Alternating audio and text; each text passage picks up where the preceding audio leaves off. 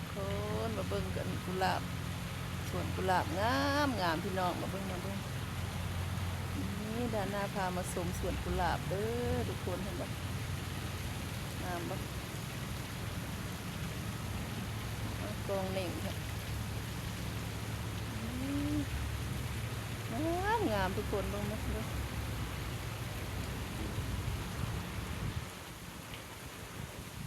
กำลังบานงามค่ะที่สวนดอกไม้สวนใหญ่สวนดอกไม้ใหญ่อยู่เซนทรัลอยู่มินนิโซตาเด้อทุกคนสวนดอกไม้ตัวนี้สิไกลบ้านด้านหน้าเนาะขี่รถมา10 นาทีพี่น้อง10 นาทีมาสวนดอกไม้ตัวนี้นะทุกคนมือได้เลิกงานไว้ก็มาแวะก่อนเพราะว่าโรงงานก็ใกล้สวนดอกไม้เด้อ2 นาที2-3 นาทีขี่รถมาจากโรงงานมาสวนดอกไม้นะทุกคนงามหมดทุกคนเดี๋ยวสิถ่ายสิพาชมสวนดอกไม้แล้วสิมาเบิ่งใกล้ๆงามเลย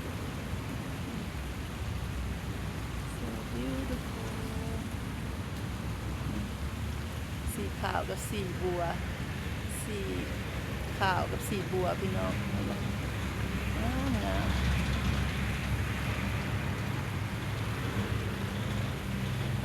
งามแฮงงามบ่คุณสะออนได้ไฟสิบสะออนดอกไม้ไฟได้มักดอกไม้คือบ้าน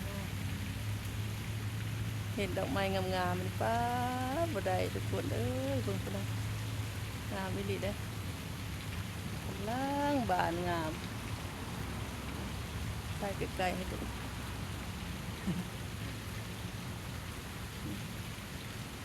พุ่นนะเป็นพั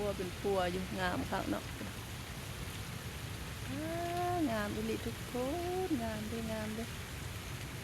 so beautiful สวนกุหลาบพี่น้องมาเบิ่งสวนกุหลาบนำกันเห็นบ่งามบ่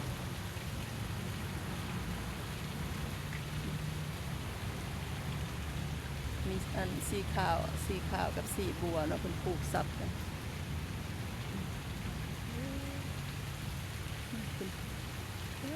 งามแฮงทุกคน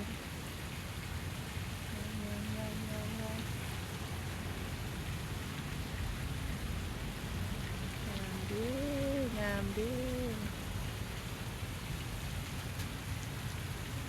พามาชมสวนดอกกุหลาบเด้อพี่น้องเด้อไผมักกุหลาบมาทางนี้เด้อ